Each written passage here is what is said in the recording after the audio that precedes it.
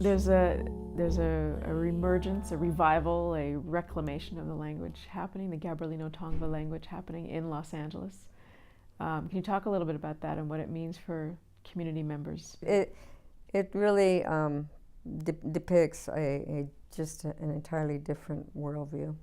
We've been really fortunate in that the initial language class that I took, which was just over 5 years ago, they invited a linguist from UCLA, Ms. Pam Monroe, who has just been very generous in her time and efforts with us. And we have monthly classes. So we meet every month. Every 2 years we have a conference where we're just 24/7 for a week doing nothing but language, as much as we can, as much as we have energy for. And some other members have come in for a short while, but there's really just a core few that have just been there and been with it. But like I said, I think for myself, just being able to say words to my grandchildren and to see how once the word is said and they start to use it and feed it back to you, it's just there. And to me, that's amazing.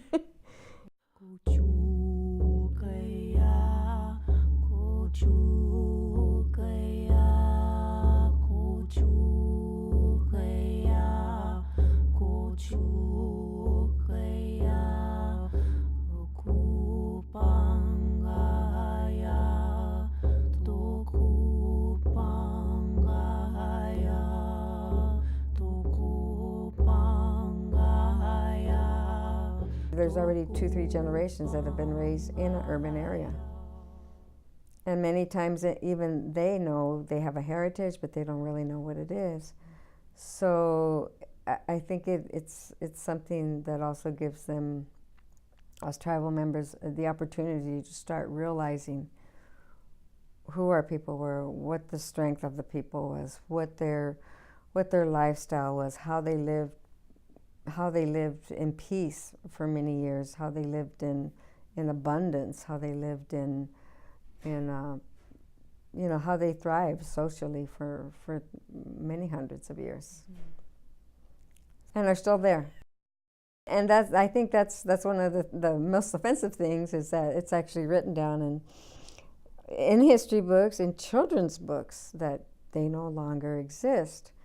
Well, first of all, it's not true, but second of all, it's just someone's opinion that's writing. And I think when I've heard a lot of responses from tribal members, they shouldn't be saying that, but it's going to take the time for people to come around, and it is happening. It is happening. There are people who are recognizing it all over our ancestral lands. So. And even outside now, look, here we are in Toronto, yes, and even in Toronto. So it's good, it's a good opportunity to, make that expression that no, we're not extinct. Yeah.